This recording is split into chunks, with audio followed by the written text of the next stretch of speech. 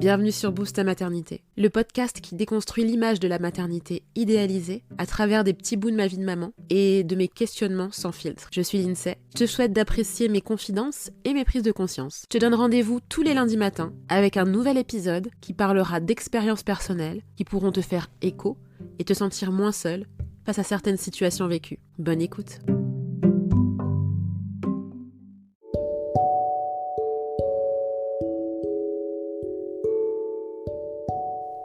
Pas envie. Je sais pas. Peut-être. Ça se tente.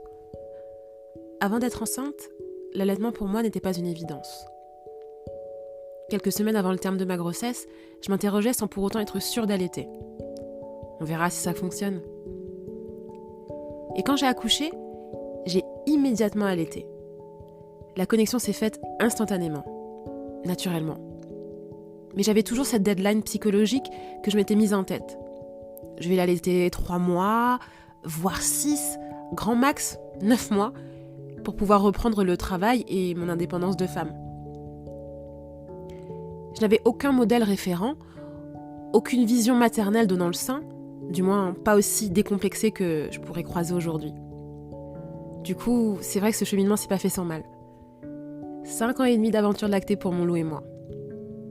Et quand je fais le bilan, je me dis que je partais de très très loin. Je suis fière aujourd'hui d'avoir dépassé ces a priori et d'arriver à concilier ma vie de mère allaitante, de femme entrepreneuse et de compagne aimante. Après, je vais pas te mentir, les 3 premières semaines ont été très sport.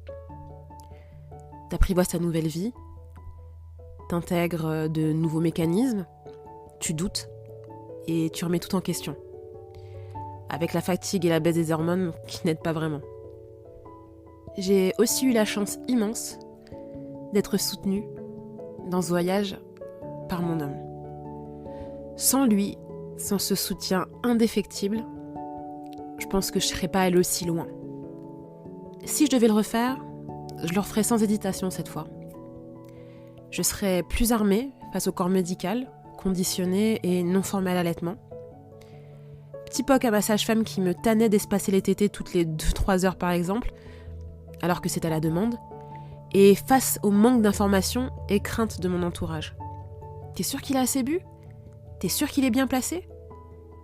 Aujourd'hui, je me sens plus forte et plus confiante que jamais en tant que mère.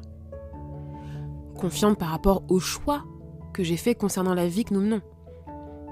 J'ai grandi, et je grandis encore avec mon enfant. J'apprends à me détacher de plus en plus des craintes de mes proches et je me focalise sur les besoins de mon fils. Si tu souhaites allaiter, fais-toi pleinement confiance. Tu es biologiquement et physiologiquement faite pour ça. Ne laisse jamais personne te faire douter de tes capacités. Ce dont tu as besoin, c'est le soutien et les informations pour avancer sereinement dans ton aventure lactée. Et je te le promets, tout se passera au mieux.